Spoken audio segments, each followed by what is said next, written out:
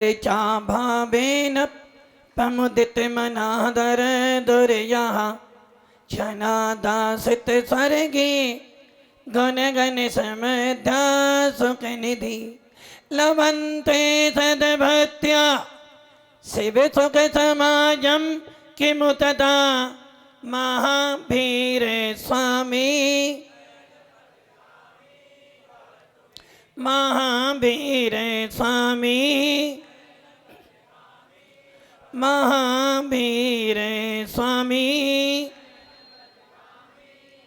गुरु पंतनो नित्यम ज्ञान दर्शन नायेगा चारित्रानम गंभीरा मोक्ष मार्ग उपदेशिका पंच परमेष्टि भगवान की जय हो। एक आदिनाथ भगवान की अंतिम शासनपति भगवान महावीर स्वामी की आचार्य श्री कुंद कुंद भगवंत की आचार्य श्री विमल सागर जी महाराज की आचार्य गुरुदेव सनमती सागर जी महाराज की तीन काम 9 करोड़ मुनि राजों की द्वादशांजनवनी माता की बोले परम पूज्य आचार्य सुंदर सागर जी महामुनि राज की महामुनि राज की महामुनि राज की जोरदार जयकारा लगाएंगे। जयकारा गुरुदेव का, जयकारा गुरुदेव का, रक्षाबंधन महोत्सव का। जय हो। भव्य आत्मा अंतिम तीर्थेत भगवान महावीर स्वामी जिनके पावन वीतराग शासन में कभी तो तत्व का उपदेश दिया जाता है तो कभी प्रेम का उपदेश भी दिया जाता है। भगवान महावीर का वो शासन जहां कभी तो शत्रु को मित्र बनाया जाता है और कभी मित्र भी शत्रु बन जाता है। अब आप कहोगे मित्र शत्रु कैसे बन जाएगा? जितने घर के लोग हैं तुम्हारे मित्र हैं, किंतु ध्यान रखना या मोक्ष मार्ग पे बढ़ोगे तो यही शत्रु बन जाएंगे और तो ये आगे बढ़ने नहीं देंगे। भव्य आत्माओं, चर्चा कसायों की चल रही है और कसायों की चर्चा चलते चलते चलते आ गया है पर्व रक्षा बंधन का। ये कसाई कह रही हैं जब तक अंदर की कसाई नहीं निकलेगी अंदर से रक्षा का भाव उत्पन्न नहीं होगा। रही मन धागा प्रेम का, रही मन धागा प्रेम का मत तोड़ो चटकाए टूटन से फिर ना जुड़े जुड़े गांठ पड़ जाए। भव्य आत्माओं, चर्चा गुणस्थान की चल रही है, उसे थोड़ी देर के लिए रुक जाओ, छोड़ नहीं देना, आना तो वापिस वहीं पर ही है। थोड़ी देर के लिए, थोड़े पल के लिए या थोड़े दिनों के लिए इस गुणस्थान को रुकावट कर दो और ये सोचो जो पर्व आ रहा है वो पर्व क्या कह रहा है, क्योंकि आपको जिन शासन का भी मूल मालूम होना चाहिए। रक्षाबंधन, रक्षाबंधन में रक्षा शब्द कहता है कि रक्षा करो। विष्णु कुमार मुनिराज ने, कहानी पूरी नहीं सुना हुआ, विष्णु कुमार मुनि ने अकंपना आदि 700 मुनियों की रक्षा की। घटना सारी आपको याद है। मुनिराज आए और कहां गए थे? कहां गए थे? रक्षा कहां पर हुई थी मुनियों की? मुनिराज, घटना तो शुरू हुई थी उज्जैन से, चलते चलते आ गए हस्तिनापुर। हस्तिनापुर आए, 4 मंत्री मिल गए।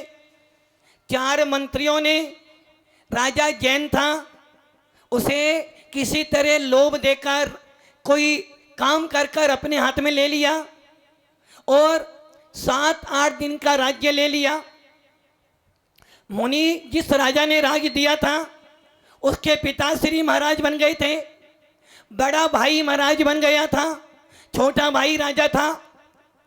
जिन शासन का पालन करता था, पालन करते करते करते चारों मुनि आए, शत्रु को विजय प्राप्त की। राजा ने वरदान दे दिया, बोल क्या चाहिए? वरदान मिला, राज्य ले लिया और मुनियों पे उपसर्ग किया। बड़े बड़े गड्ढे खोदे गए, उनमें चमड़ा कूड़ा रख दिया और उसमें आग लगा दी। अब आप सोचो, 700 मुनि बैठे हैं, प्रतीक्षा कर रहे हैं, श्रावक आएगा, पड़गान करेगा और हमारे के लिए जाएंगे। चारों मंत्रियों ने कसाई बांधी थी, अनंतानुबंधी कसाई बांधी थी। मर जाऊंगा, छोड़ूंगा नहीं, मैं तो जलूंगा ही जलूंगा, तुझे भी जलाकर ही छोड़ूंगा। चारों मंत्रियों ने गड्ढे खोदे, चमड़ा भरा, मांस भरा, आग लगा दी। उस धुएं से वो सारा धुआं मुनियों की आंखों में, नाक में, कान में जा रहा था।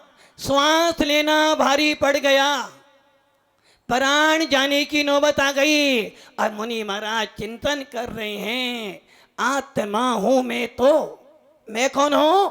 आत्मा हूं, आत्मा हूं, आत्मा हूं, आत्मा मैं सदा ज्ञाय के सुबह भी आत्मा।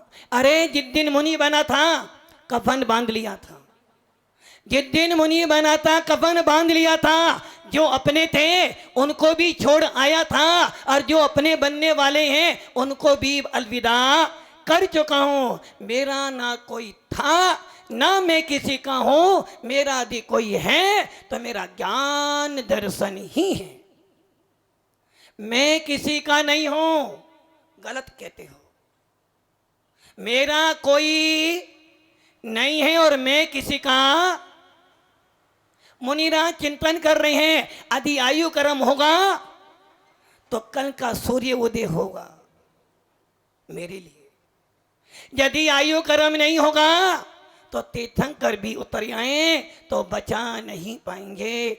लीन हुए आत्मा में विष्णु कुमार आए वात्सल्य की परामना के लिए, वात्सल्य का पालन करने के लिए, सम्य दर्शन की प्राप्ति मजबूत करने के लिए आए। विक्रिया रिद्धि मुनियों को, मनुष्यों को, कर्म भूमि के मनुष्यों को पृथक विक्रिया भी होती है और अपृथक विक्रिया भी होती है। अर्थात आप पृथक विक्रिया अपने ही शरीर को वैसा बना लेना, और पृथक अपने शरीर से अलग बहुत सारे रूप बना लेना। चक्रवर्ती मूल शरीर तो पटरानी के पास है और 96,000 रूप बना लेता है। मुनिराज विष्णु कुमार ने साधना छोड़ी, बोले अभी समय साधना का नहीं, अभी तो रक्षा का है, अभी तो वात्सल्य दिखाने का है। यदि धर्मात्मा के ऊपर उपसर्ग हो रहा हो और तुम चुपचाप बैठे हो तो समझना तू सम्य दृष्टि नहीं है। यदि किसी मुनियों पर, किसी त्यागी व्रतियों पर उपसर्ग परिचय आ रहा हो और तुम अपने घर में बैठ के मोबाइल चला रहे हो तो समझना तो सम्य दृष्टि नहीं, भगवान महावीर की संतान नहीं है। विष्णु कुमार आए, इतना छोटा रूप बनाया, 3 पग। कितने पग? 3 पग। चारों मंत्री बोले छोटा वकुट ब्राह्मण आया है, वटुक, 3 ही तो पैर चाहिए, 3 पैर दे दिए। किंतु विष्णु कुमार मुनि ने अपनी विक्रिया से ऐसा रूप बनाया विशाल, एक पैर तो मानुषोत्तर पर्वत पर रख दिया, दूसरा पैर सुमेरु पर्वत पर रख दिया। एक तरफ मानुषोत्तर पर्वत, मनुष्य लोक, इससे आगे मनुष्य नहीं जाता। एक पैर मानुषोत्तर पर तो दूसरा पैर सुमेरु पर्वत पर, और तीसरे पैर रखने के लिए स्थान नहीं मिला। चारों मंत्री डर गए। मुनिराज ने 3 पग मांगा था, हम तो 2 पग भी नहीं दे पाए। ये ध्यान रखना, किसी मुनि को छेड़ मत देना। टोंगिया जी, किसी मुनि को छेड़ मत देना, क्योंकि हर मुनि के अंदर भगवान आत्मा विद्यमान है। मुनि कभी किसी का अनिष्ट नहीं चाहता है, मुनि कभी किसी का बुरा नहीं चाहता है, और मुनि तो अपने भावों में कभी किसी का बुरा सोचता भी। इसलिए मुनियों को कमजोर ना समझना, मुनियों के पास रिद्धियां होती हैं, किंतु उनका फल उन्हें ही मिलता है जो मुनियों की अच्छी तरह से रक्षा करते हैं। हर मुनि साधक है, हर मुनि के पास में 28 मुलगुण है, हर मुनि के पास में कोई ना कोई रिद्धि मिलेगी, किंतु रिद्धि का प्रयोग मुनि अपने लिए नहीं करते। रिद्धि का प्रयोग संसार को माया जाल में फंसाने के लिए नहीं करते, धर्म की रक्षा के लिए करते हैं। मुनि विष्णु कुमार ने 3 पग मांगे और जब तीसरा पग के लिए स्थान नहीं मिला तो सारे मंत्री चरणों में गिर गए। 700 मुनियों का अवसर दूर हुआ और हम सबने रक्षा बंधन बनाया। भव्य आत्माओं, इस पूरी कथा में भाई बहन कहां से आ गए? जैनियों का पर्व है रक्षाबंधन। किनका पर्व है? क्योंकि उस दिन भगवान श्रीयांशनाथ को निर्वाण की प्राप्ति हुई थी और दिन 700 मुनियों की रक्षा की गई थी। किंतु इस कथा में रक्षाबंधन कब से बना रहे हो आप? राकेश जी कब से संपन्न कर रहे हो रक्षाबंधन? अनादिकाल से। अनंत जी, रक्षाबंधन कब से है?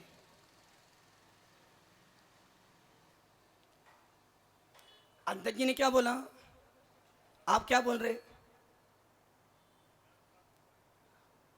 अनादिकाल ना? संदीप जी, अनादिकाल से। कल से रक्षाबंधन कब से है? रक्षाबंधन कब से है? अनादिकाल से। कमल जी, हाँ, मुगन ये भिलोड़ा वाले भैया, कब से रक्षाबंधन? अनादि। रक्षाबंधन कब से है? अनादि से ना। आप कब से कर रहे हो?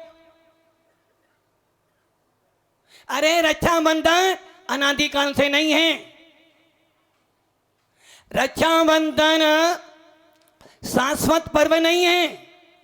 रक्षाबंधन पर्व घटना विशेष है और घटनाएं बदलती रहती हैं। काल बदला, घटना बदली, काल गया, व्यक्ति बदला और व्यक्ति बदला तो पर्व भी बदला।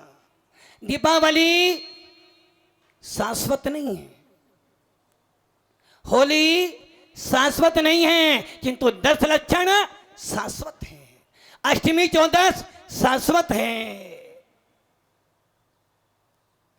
और अष्टानी का पर्व शाश्वत है। 16 कारण शाश्वत हैं। व्यक्ति विशेष पर्व शाश्वत नहीं होते हैं, घटना विशेष पर्व शाश्वत नहीं होते हैं। तो रक्षाबंधन कब से है? जब से अकंपना आदि 700 मुनियों की रक्षा हुई तभी से रक्षाबंधन शुरू हुआ। आप कब से कर रहे हो? इस पूरी घटना में भाई बहन कहां से आ गए? भैया ने भाई की कलाई पर प्यार बांधा है, पढ़ सुनते हो ना? किंतु आया कहां से ये? जब आप ये सुन रहे हो कि 700 मुनियों की रक्षा की तो भाई बहन कहां से आ गए? भाई बहन का पर्व कहां से शुरू हो गया?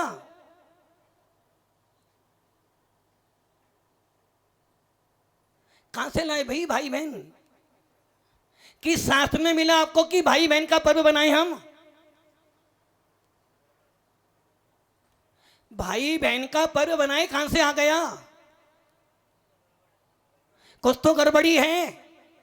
गड़बड़ी आगम में नहीं है, गड़बड़ी आगम में नहीं है, गड़बड़ी तुम्हारे में है।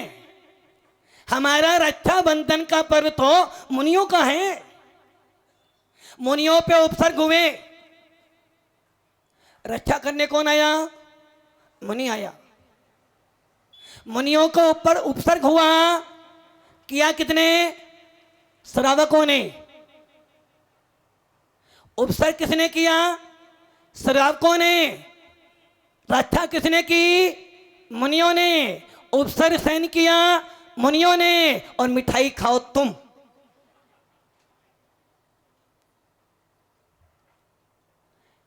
ना विष्णु कुमार आते, ना उपसर्ग टलता, ना कंपन आदि हस्तिनापुर आते, ना उपसर्ग होता, तो भाई बहन आए कहां से? विजय जी, भाई बहन कहां से आ गए? भाई बहन के हाथ पे राखी बांधे, इतना ही। अच्छा, वो गलती हो गई ना, आजकल उपास था ना। बहन भाई की कलाई पे राखी बांधे, इतना ही रक्षाबंधन नहीं है, सीमित है, सीमित। और रक्षा सीमित नहीं होती है। रक्षाबंधन सिर्फ राखी बांधने का पर्व नहीं, रक्षाबंधन तो वात्सल्य का प्रेम है, रक्षाबंधन तो रक्षा का पर्व है, और रक्षाबंधन तो आत्मीयता, आत्मा को आत्मा से जोड़ने का पर्व है।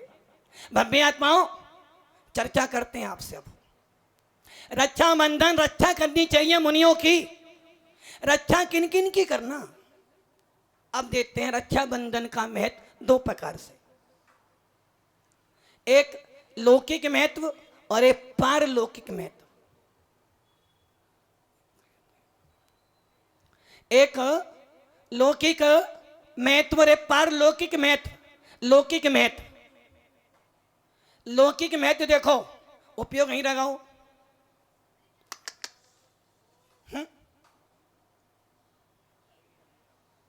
लौकिक महत्व देखो,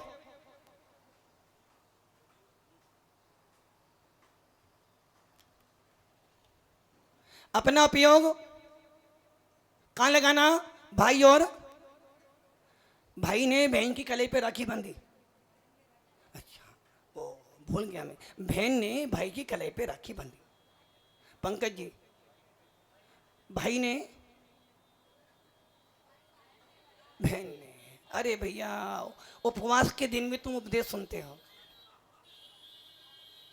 भाई ने बहन की राखी पर, भाई ने बहन ने भाई की कलाई पे राखी बांधी। भाई ने, बहन ने भाई की कलाई पे राखी बांधी। बहन ने भाई को मिठाई खिलाई। भाई ने जेब में से लिफाफा निकाला, बहन के हाथ में दिया। रक्षाबंधन हो गया। रक्षाबंधन घर में तुम्हार बना, अच्छे पकवान बने, मिठाइयाँ बनी, बहन बेटियां घर में आई, सारा परिवार एक हो गया। जो भाई बंबई रहता था, कोई भाई यूएस रहता था, कोई बाहर विदेश में रहता था, सारे भाई आ गए कि आज बहन आएगी और राखी बांधेगी।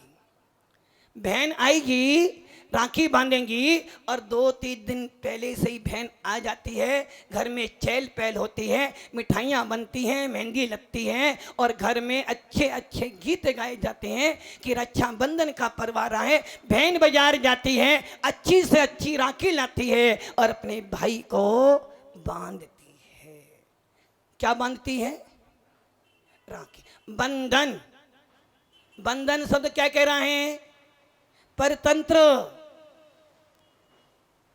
रक्षाबंधन भाई बहन का पर्व है, ऐसा नहीं कहना। रक्षाबंधन भाई बहन का भी पर्व है।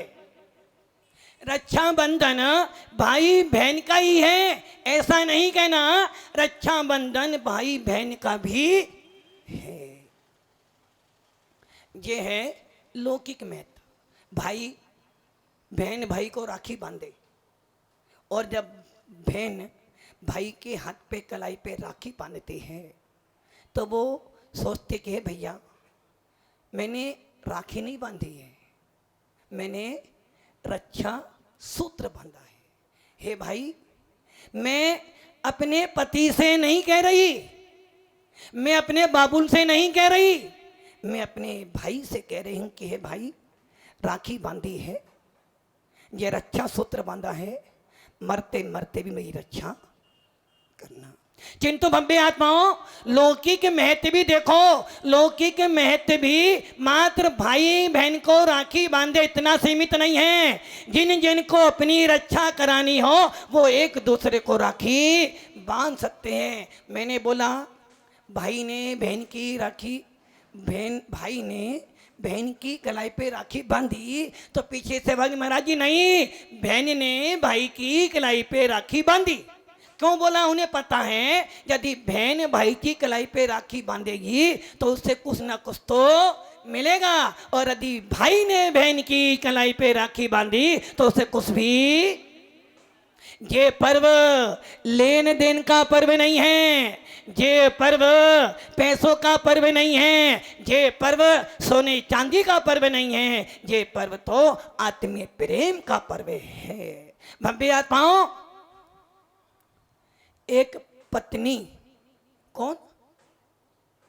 एक पत्नी अपना पूरा घर छोड़कर, एक लड़की जिस घर में पली पुली थी, जिस घर में खेली कूदी थी, जिस घर में सुख दुख के सपने देखे थे, जिस घर में कभी तो हलवा पूरी खाई और कभी नमक से रोटी खाई, जिस बाबुल ने 20-25 साल का पाल पोस कर बड़ा किया था, जिस माँ ने अपनी आंचल का दूध पिला पिला कर बड़ा किया था, जिस भाई ने उसको कभी हंसाया तो कभी रुलाया, जिस भाई ने कभी मीठा बोला तो कभी कड़वा बोला, और कभी पूरी खिलाई तो कभी सूखी रोटी खिलाई, जो बहन भाई के लिए हमेशा इंतजार करती थी, उस घर में पली बड़ी वो लड़की सारा घर छोड़कर तेरे पीछे चली आती है।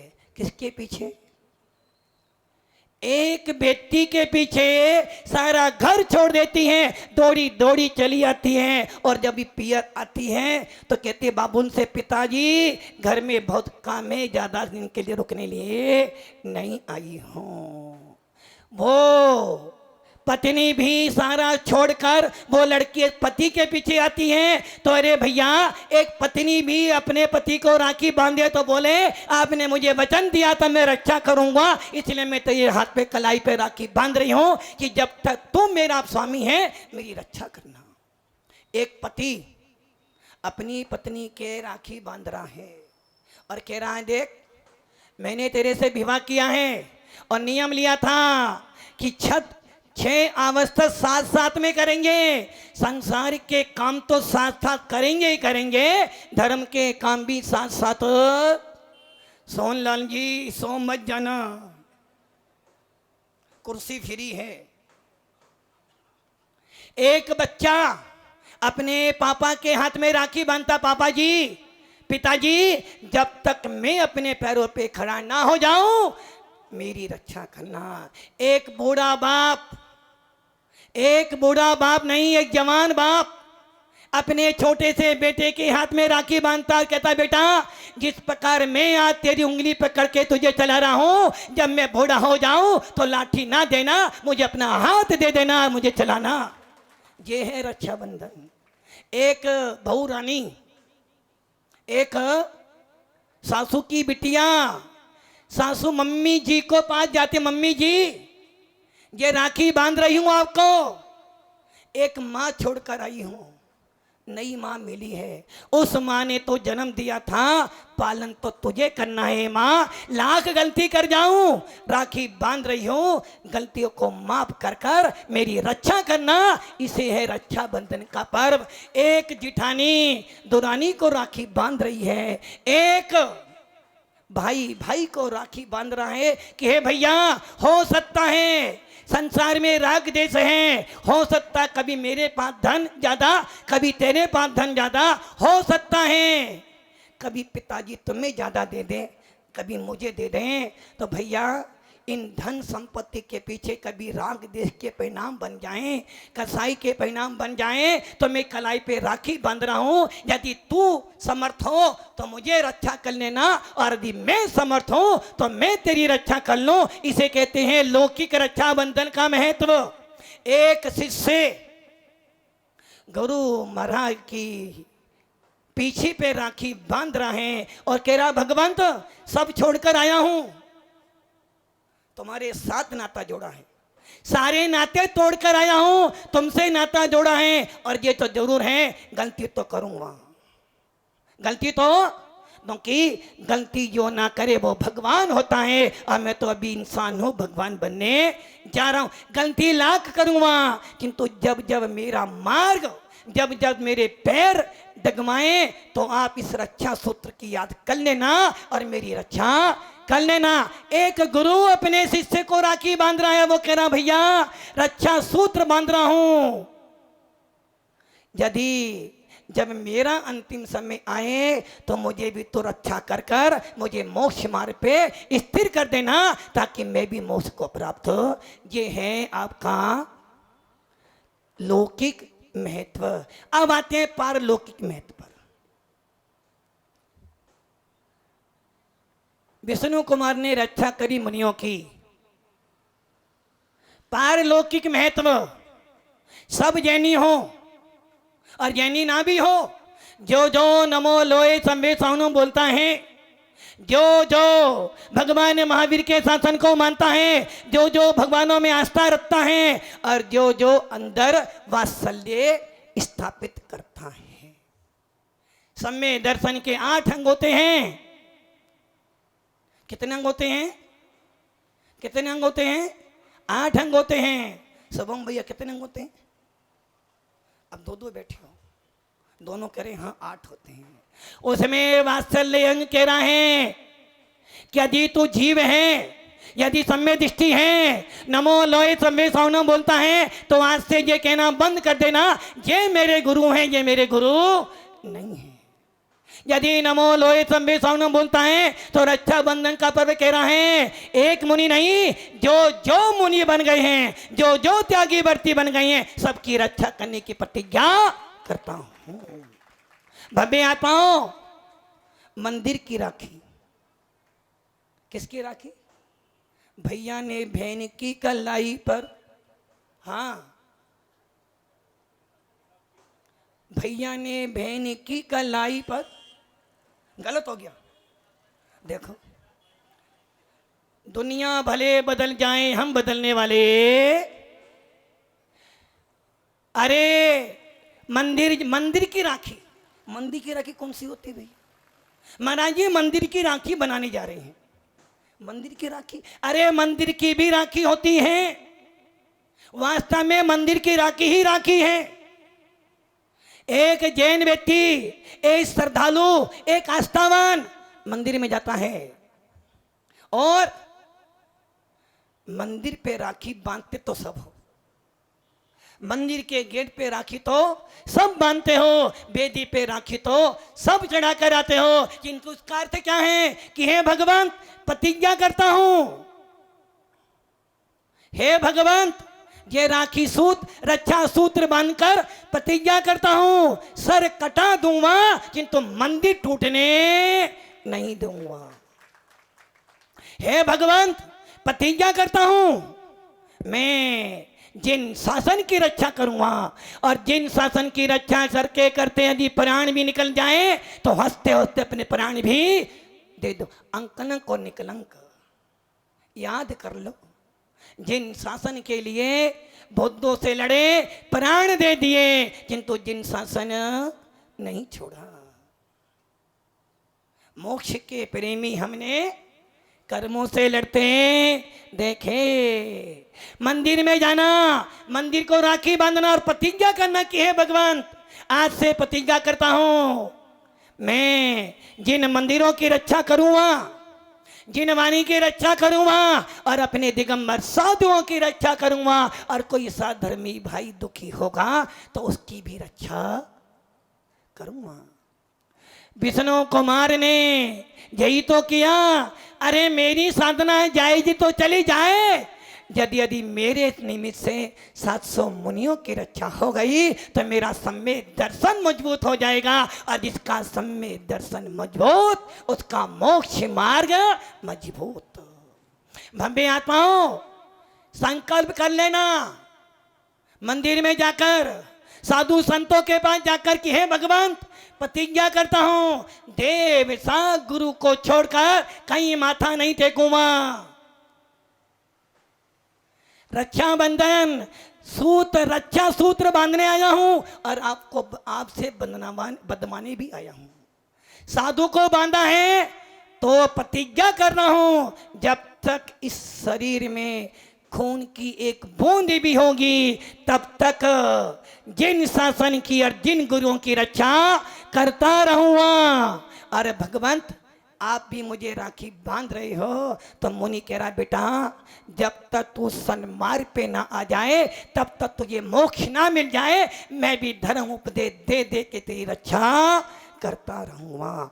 तत्वों को सुनो। ए भगवान, आज से संकल्प करता हूं तत्वों को सुनूंगा, तत्वों की रक्षा करूंगा और अपने नहीं सबके मोक्ष मार्ग को प्रशस्त करूंगा। भव्य आत्माओं, ये तो अभी पर की चर्चा हो गई। अरे मैं भी जीव तत्व हूं। ज्यादा दिन रात टेंशन में रहते हो, अपने लिए समय नहीं निकालते, सबको सुधारते हो, अपने को बिगाड़ देते हो, सबकी चिंता करते हो, स्वयं चिंता में फंस जाते हो। अरे सबकी रक्षा करो, किंतु मैं भी जीव तत्व हूं, मैं भी आत्मा हूं, मुझे अपनी भी तो रक्षा, मुझे अपने भी तो, किसी के परिणाम खराब हो रहे हो चले जाना। यदि परिणाम सुधार दिए तो रक्षा बंधन हो गया। परिणाम खराब किसी के हो रहे हो चले जाना, हाथ जोड़ लेना, उपदेश सुना देना, उसी दिन रक्षा बंधन हो जाएगी। मेरे परिणाम बिगड़ रहे हैं, स्वयं के परिणाम बिगड़ रहे हैं, अपने परिणामों को सुधार लेना, रक्षा बंधन हो जाएगा। दूसरों का मोक्ष मार्ग बढ़ाने वाले बने, अपना मोक्ष मार्ग बढ़ाए। हे आत्मन, सबके बारे में सोचता रहेगा तो अपना मोक्ष मार्ग कब बनाएगा? यदि सबको पार करता रहेगा तो स्वयं पार कब होगा? इसलिए मैं भी जीव तत्व हूँ, मुझे अपनी भी रक्षा करनी है। यदि मेरे परिणाम खराब हो रहे हैं तो अपने परिणामों को सुधार लेना, यही रक्षा बंधन है। मैं कब मोक्ष मार्ग पर आऊं, मैं कब मुनि बनूं? पदम जी, काला जी गए, उन्हें पता है रक्षा बंधन है। सौभाग्यशाली हो, अपने सौभाग्य की सराहना करो कि रक्षा बंधन के आने वाले पर आप साधु संतों के चरणों में बैठे हो, ये भी तुम्हारी रक्षा है। तुम्हें यदि आज साधु संतों का सानिध्य मिल रहा है तो समझ लेना कहीं ना कहीं तेरी मिथ्यात्व से रक्षा हो रही है, कहीं ना कहीं तेरा मोक्ष मार्ग बढ़ रहा है, और यही रक्षा बंधन पारलौकिक रक्षा बंधन है। भव्य आत्माओं, यदि मेरे परिणाम, स्वयं के परिणाम खराब हो रहे हो तो अपने परिणाम अच्छे कर लेना। यदि स्वयं का मोक्ष मार्ग बिगड़ रहा हो तो स्वयं का मोक्ष मार्ग अच्छा कर लेना। और यदि स्वयं के भाव मुनि बनने की हो रहे हो या बिगड़ रहे हो तो सोचना, यदि परिणाम बिगड़ रहे हैं तो अभी मैंने अपनी रक्षा नहीं की, अपने परिणाम मुनि महाराज बनाने के बन जाए, क्योंकि ना जाने कल श्वास आए अथवा ना आए। इसे कहते हैं पारलौकिक रक्षा बंधन। भव्य आत्माओं, बहू बेटियों को दोगे दुआ मिलेगी, बहू बेटियों को दोगे दुआ मिलेगी, आने वाले कल में खुशियों का खजाना मिलेगा। बहू बेटियों को दोगे, दिल से दुआ मिलती है। और जिस घर में बेटियां नहीं होती उस घर में दुआ भी नहीं मिलती। दुख में काम आती हैं बेटियां, दुख में काम आती हैं बेटियां। पिता बीमार हो जाए तो पानी पिलाती हैं बेटियां, और यदि माँ की आंखों में आंसू आ जाए तो उसको अंधे से पोंछती हैं बेटियां। अरे बेटियां तो वो होती हैं कि बेटा तो जलाकर आ जाता है किंतु बेटियां फिर भी रोटियां खिलाती हैं। बाप बूढ़ा हो जाए तो बेटा छोड़ देता है, किंतु बेटियां, बाप कितना ही बूढ़ा हो जाए फिर भी दिल से कहती है बाप तो मेरा ही है। इसलिए जिस घर में बेटी नहीं उस घर में दुआ नहीं है। इसलिए बेटा हो या बेटी, किसी में अंतर ना करना। बेटों से लाख गुना अच्छी होती हैं बेटियां, जो हाथ पर, जो कलाई पे राखी बांध कर कहते हैं बाबुल भले तो मुझे भूल जाना, मैं तुझे भूलने वाली। अपनी बेटी बेटी दिखाई देती है, अपनी बेटी बेटी दिखाई देती है, दूसरों की बेटी बेटी दिखाई देती है। अपनी बेटी बेटी दिखाई देती है, दूसरी की बेटी पेटी दिखाई देती है। अरे बेटा, रक्षाबंधन आने वाला है, बहन को लेने चला जा। बहुत दिन से बेटी घर नहीं आई है।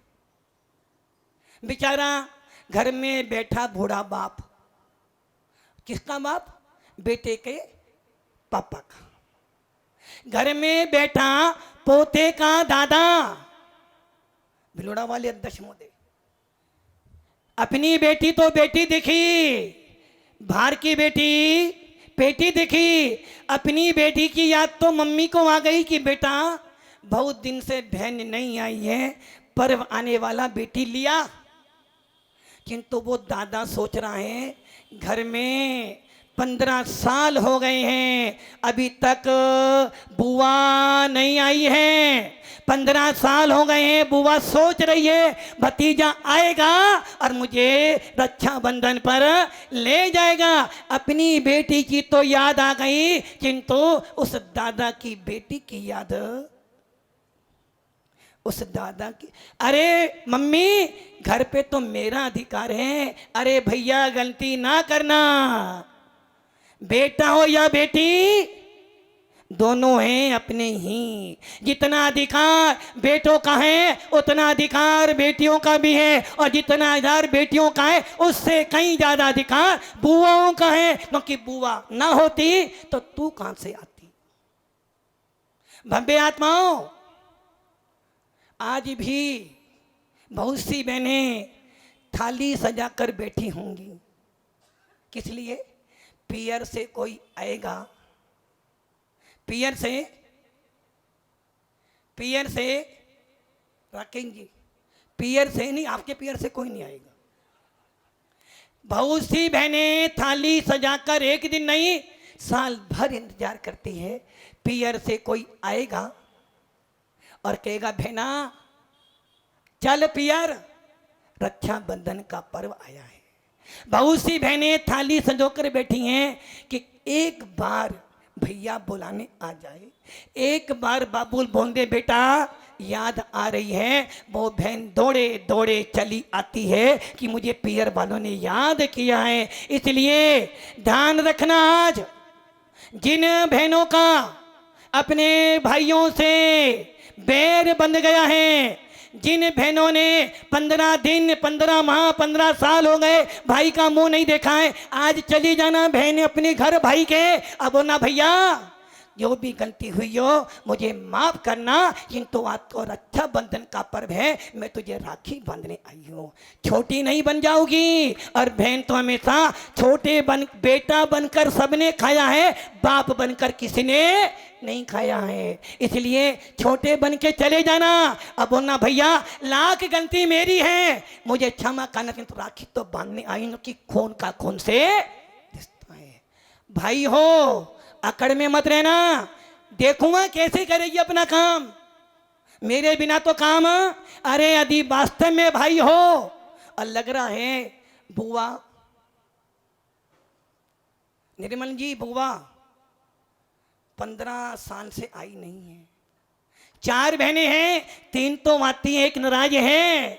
अरे चले जाना बहन के यहाँ। अब बोलना बेटा जा बुआ को लेकर आ, और बोलना पापा ने याद किया है। इतना शब्द सुनते ही वो बहन दौड़ी दौड़ी आएगी, हाथ पे तो राखी बांधेगी, आंखों से नीर भी निकालेगी और मुंह में मीठा लड्डू भी डाल देगी। इसलिए ध्यान रखना, यदि कोई बुआ कोई बहन अपने भाई से नाराज है तो घर चली जाना आज। और सोच लेना, यदि तूने आज अपनी कसाई तोड़ दी तो समझना तेरा साधु संतों के पास में आना सार्थक हो गया। यदि भाई भाई से नहीं बोल रहा हो, भाई बाप से नहीं बोल रहा हो, बाप बेटे से नहीं बोल रहा हो, यदि जिठानी जिठानी से नहीं बोल रही हो, तो आज ले लेना राखी का सूत, अब बांध देना, ताकि घर में स्वर्ग आ जाए और सब कहें इसे कहते हैं रक्षा बंधन। भव्य आत्माओं, बेटी की शोभा, बेटी की शोभा पियर से डोली उठने में है। बेटी की शोभा पियर से डोली उठने में है, और बेटी की साल में इज्जत अर्थी उठने से है। यदि अर्थी ससुराल से उठती है तो समझना बेटी बहुत अच्छी थी, और जिस दिन घर से डोली उठती है समझना बेटी का पियर में सम्मान है। बेटी का जीवन घर से डोली उठे या फिर डोला उठे, या तो घर से डोली उठे, डोली मतलब ससुराल चली जाए, या फिर डोला निकाला जाए ताकि वो माताजी बन जाए। यदि लड़की की दो ही पियर में दो ही इज्जत होती है, या तो घर से बाबुल विदा कर दे या फिर बाबुल उसे मोश मार पे लगा दे। और जब ससुराल जाती है तो यदि उसकी अर्थी निकलती है तो घर वाले पियर वाले कहते हैं मेरी बेटी ने मेरा सर शान से ऊंचा कर दिया कि बेटी ने जीते जीतो पियर की इज्जत रखी, मरते मरते कत भी पियर ससुराल का नाम रोशन किया। ये ध्यान रखना, 2-4 दिन पियर में रहोगे तो सम्मान मिलेगा। टोंगिया जी अपने ऊपर भी लागू करो, 2-4 दिन ससुराल में तो बड़ा सम्मान मिलेगा, ज्यादा दिन हो जाओगे तो जमाई जी 2 दिन 3 दिन अच्छे लगते हैं, 4-5 दिन हो जाए तो जमाई जी कब जाओगे। वैसे ही बेटियां 2-4 दिन पियर में रहोगे तो सम्मान मिलेगा, ज्यादा दिन हो जाएंगे तो अपमान मिलना शुरू हो जाएगा। भव्य आत्माओं, कहानी तो बहुत कुछ समझ में आ रहा है, कहानी तो बहुत लंबी है।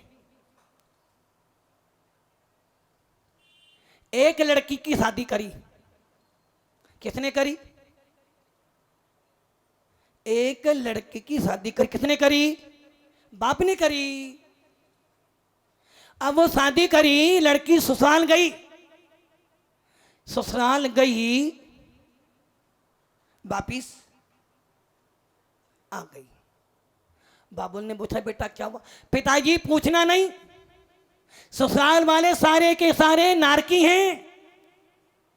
पिताजी तुमने मेरा कैसा पति दिया, वो तो एकदम बुंदू है, भूदू, ना कमाता है ना खाता, बस दिन भर चिल्लाता है, ऐसा पति तुमने मुझे दे दिया। और पिताजी पापा जी तो एकदम राक्षस हैं, एक बोलती हूँ 1000 सुनाते हैं। और सासू तो डायन। कौन है डायन? डायन देख लूं तो अभी भी जी लूं, वो तो डायन की भी माँ है।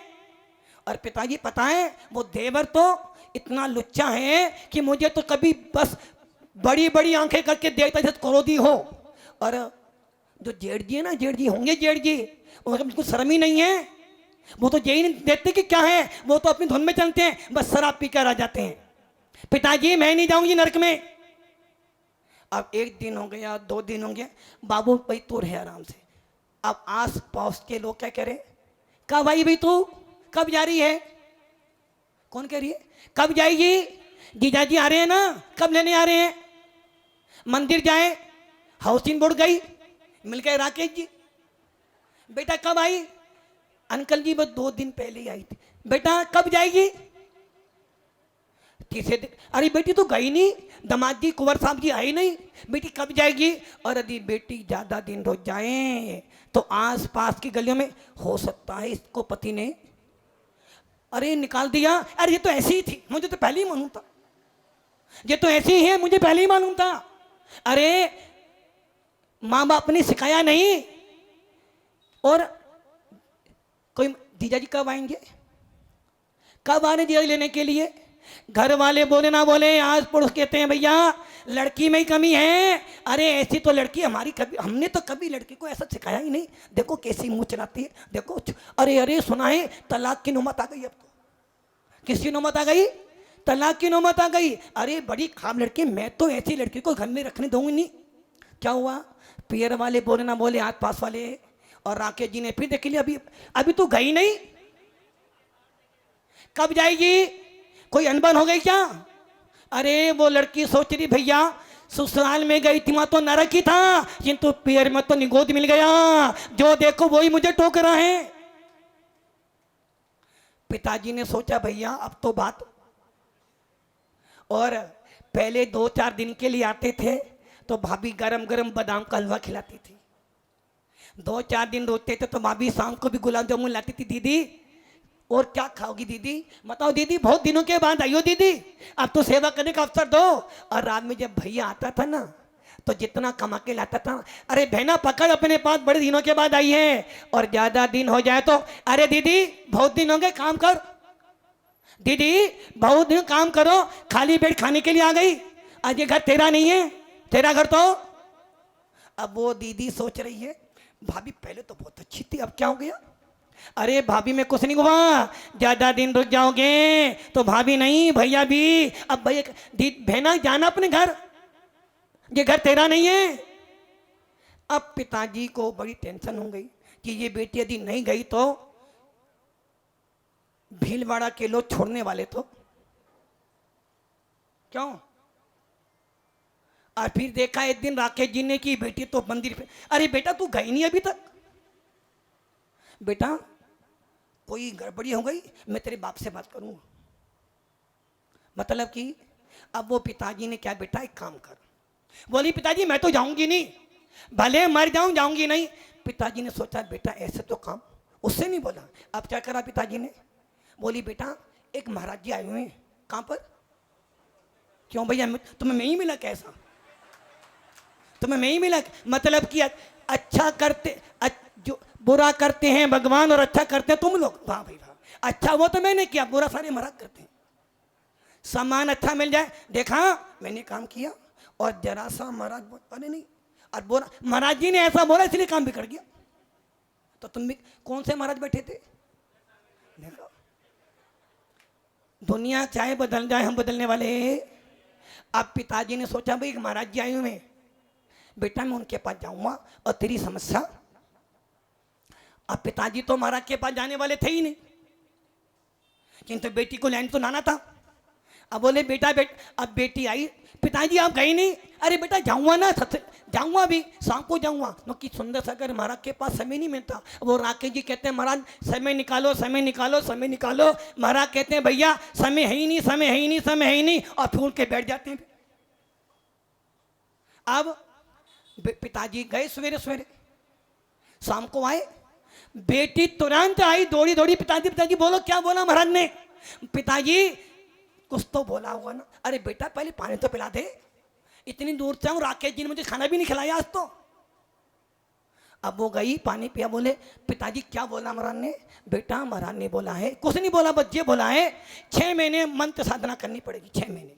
कितने महीने, और 6 महीने के बाद सत्ता तेरे हाथ में, सासू तेरी उंगली पे नाचेगी, और तेरा जो पति ना पति वो तो तेरे पैर धोएगा, और तेरे ससुर साहब तो बस तेरे पे लट्टू हो जाएंगे, और तेरे जेठ जी चू नहीं बोलेंगे। बस 6 महीने साधना कर ले, साधना मैं करूंगा तो बस 6 महीने के लिए, 6 महीने के लिए।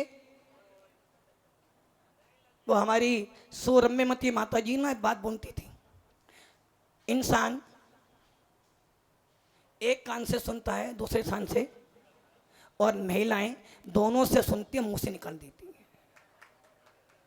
बोली बेटा बस कुछ नहीं करना, बस एक काम करना, 6 महीने बोलना नहीं, सहन करना, चुप रहना, और 6 महीने के बाद पूरी की पूरी दिल्ली तेरे हाथ में, पूरी सत्ता तेरे हाथ में। पिताजी मात्र 6 महीने, अरे पिताजी इतना सहन किया तो 6 महीने और। अब बाबू लेकर पहुंच गए, 5-7 मिनट और लूंगा। बाबू लेकर पहुंच गए बेटी को ससुराल, बोले ये बेटी आई है रख लो। भैया हम नहीं रखने वाले, आप इसने तो नाम में दम कर दिया।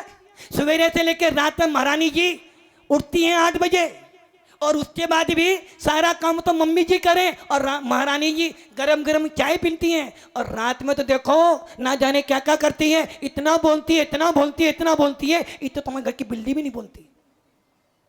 हमें नहीं चाहिए, आप ले जाओ, हमारा बेटा तो सोना है सोना, ये तो लोहा भी नहीं बनी। अरे भैया गलती तो हो गई, हम आपसे हाथ जोड़ते हैं, मात्र 6 महीने। कितने महीने, अरे भैया 6 महीने रख लो, मैं भी तो बाप हूं ना। अब वो पिताजी कह रहे हैं कोई बात नहीं, इतने साल सहन किया, 6 महीने और सहन करते हैं, सोचेंगे नरक में 6 महीने पड़े हैं। एक नारकी मिल गया हमें, अब बहुत बेटी ने सुना 6 महीने मौन रहना है, बोलूंगी नहीं। और बेटी सवेरे सवेरे गई, मम्मी जी के पैर छुए, बोली मम्मी जी आशीर्वाद दे दो ताकि आज का दिन मेरा अच्छा, घर के लोगों को मैं खुशियां दे दूं। मम्मी जी सोती आज सूरज कहाँ से निकला भैया। जो बेटी बहू रानी 8 बजे उठती थी, आज 6 बजे मेरे पैर छू रही है। हाँ बेटा आशीर्वाद। अब बहू रानी ने क्या कहा, रसोई में गई और नाश्ता बनाने के लिए जाने ही वाली थी कि इतने में पैर से गिलास कांच का टूट गया। पापा जी बोले अंधी है, दिखता नहीं, कल तो बाप छोड़ने आया था, आज ही नुकसान कर दिया। अब वो कह रही है पिताजी जी, मन में कह रही है वो तो जमीन पे गिरा, बुड्ढे मैंने तेरे सर पे फोड़ती गिलास। किंतु अभी चुप रहना, बोलना नहीं है, अभी बोलना। गई रसोई में काम कर रही थी, माँ ने देखा कौन सी बिल्ली रसोई में चली गई, दूध तो खराब कर देगी सारा का सारा। अरे बेटी धना, अपनी बेटी को, अरे बेटी धना देख रसोई में कौन सी बिल्ली चली गई। बेटी गई, देखा हमारा मम्मी बिल्ली नहीं भाभी है, भाभी बड़ी बिल्ली। और बहू ने नाश्ता बनाया, टेबल पे लगाया और सब नाश्ता कर रहे हैं। पापा जी सोच रहे अरे ये बहू बदल गई क्या, हमारी बहू तो बहुत खराब, हो सकता है घर में 2 बहनें होंगी बदल कर आ गई है, जुड़वा बहनें होंगी बदल कर आ गई हैं। अब पापा जी के लिए नाश्ता, मम्मी के लिए खाना, और देवर जी आ जाएं तो देवर जी के लिए अच्छी अच्छी मिठाइयाँ, और जिठानी से जिठानी दीदी तुम कोई काम नहीं करो, मैं हूं ना, तुम तो आराम से रहो, मैं आई किस लिए हूं। किंतु मम्मी कह रही है रुक जा, 6 महीने के बाद बताऊंगी तेरे को। जिठानी ने जरा सा पानी गिरा दिया। अरे वो सब बहू बेटा देख दीदी, ये दीदी आप मत छोड़ो, मैं हूं ना, कोई बात नहीं, तुझे भी ऐसे कराऊंगे तुझे। रात में आया पतिदेव, जैसे ही पतिदेव आए तुरंत उनके पैर दबा रही है। पति सोचता कि भैया आज तो अचम्मा हो गया, कोई बात नहीं, अभी पैर दबा रही हूँ, 6 महीने बाद गला भी दबाऊंगी तेरा। सासू माँ के पास गई, पैर दबाते दबाते हाथ पर आ गई। बहू रानी सासू मम्मी जी बोली बेटा अब तू सो जा। बोली मन में करिए मम्मी जी रुक जा, 6 महीने बाद तुझे सुला दूंगी, जरा 6 महीने बाद तुझे सुला दूंगी, किंतु अभी नहीं बोलूंगी। अब ऐसे करते करते महीना निकल गया। अब सासू मांगी कहें बेटा इधर आ, देख ये चाबी है, क्या है ये, क्या की चाबी है बेटा, ये चाबी तिजोरी की है, संभाल के रखना। अब मैं बूढ़ी हो गई हूँ, अब तू आ गई ना संभालने के लिए। अब वो सोचती है बस अभी तो 1 ही महीना बीता है, चाबी मिल गई, बस मेरा काम तो, मतलब कि महाराज के मंत्र का प्रभाव मजा आ रहा है। अब सब उसके हाथ में हो गए। अब बेटा इधर आ, सुनते हो जी, इधर आओ, आज से दूध वाली का हिसाब बहू रानी करेगी। आज से बाजार में क्या सामान लाना है, क्या खाना बनना है, क्या सब्जी बननी है, बहू रानी करेगी। कपड़े वाले को, नौकरों को पेमेंट कौन करेगी, बहू रानी। नौकी ये बहू रानी मेरी बेटी है। अब बहुत सोचती है अच्छा हुआ 1 महीने में इतना असर है, तो 6 महीने में तो पूरी की पूरी सत्ता, और 6 महीने के बाद दिखाऊंगी अपना रूप कि मैं चंडी हूं, कौन हूं। अब बहू रानी के मम्मी कह रही है लक्ष्मी जैसी बहू है, सरस्वती जैसी बहू है, मीठा तो बोलना जानती है किंतु कड़वा तो बोलती नहीं। अब वो सोची मम्मी जी चिंता ना करो, 6 महीने बाद चाय में कड़वा पिलाऊंगी तेरे को, निकलने तो 6 महीने। धीरे धीरे भैया आ गया, बहना मेरी राखी के बंधन को निभाना। अब वो बेटी कह रही है बहन भैया पहले मम्मी से पूछ लो, मैं जाऊं नहीं जाऊं, पहले मम्मी से पूछ कर। बहना क्या हो गया, अभी 6 महीने नहीं बीते, जाता नहीं जाता, पूछ कर पहले। अब वो गया, मम्मी जी बहन को ले जाओ, राखा का बंदा रहा। अरे भाई नहीं नहीं, बेटी नहीं जाएगी, नो कहती वो चली गई तो घर में सूना सूना हो जाएगा, अभी तो बड़े पुण्य से दीपावली आई है, अभी तो ले जाएगा, इसके बिना तो हम पानी भी नहीं पी पाएंगे। और देख रक्षाबंधन कल आ रहा है, परसों वापिस भेज देना, इसके बिना हम खाना नहीं खा सकते, क्योंकि ये हमारे घर की लक्ष्मी है। अब बेटी घर आई, पापा ने पूछा बेटा नरक में आनंद है, पापा जी मुंह संभाल के बात करना। वो नरक तुम्हारे लिए, मेरे स्वर्ग है स्वर्ग। अरे बेटा वो तेरा वो पापा जी राक्षस जैसे, अरे पापा जी बहुत हो गया तो अब नहीं बोलना दोबारा। मेरे पिताजी तो तुमसे ज्यादा अच्छे हैं, वो तो कभी मुझे आपकी याद आने देते ही नहीं है, इतना प्यार देते हैं। बेटा वो समझन जी सासू माँ डायन है डायन। अरे पापा जी बहुत हो गया, अब ज्यादा नहीं बोलना वरना मैं आऊंगी नहीं घर में। अरे सासू तो मेरी अपनी माँ से ज्यादा प्यार देती है। बेटा वो तेरा देवर जो तुझे पहले घूरता था। अरे पापा जी देवर तो ऐसा है कि मुझे छोटे भाई की याद नहीं आने देता है, और भाभी तो जिठानी तो ऐसी जैसे मेरी बहन जैसी हो। पापा जी मेरा घर तो स्वर्ग है स्वर्ग। पापा कहते हैं बेटा साधना पूरी हो गई, और पापा उस बेटी को छाती से लगाते हैं, बेटा तूने मेरा मस्तक ऊंचा कर दिया, मेरी लाज रख ली। बस बेटा पापा जी ऐसे ही साधना करते रहना मंत्र की, मेरा सब घर बसा रहेगा भव्य आत्माओं। दुनिया को मत देखो, अपना मन सुधार लो, अपनी बातों को सुधार लो, अपनी कसाई निकाल दो, यही घर स्वर्ग हो जाएगा और यही रक्षा बंधन हो जाएगा। ओम नमः सिद्धेभ्य।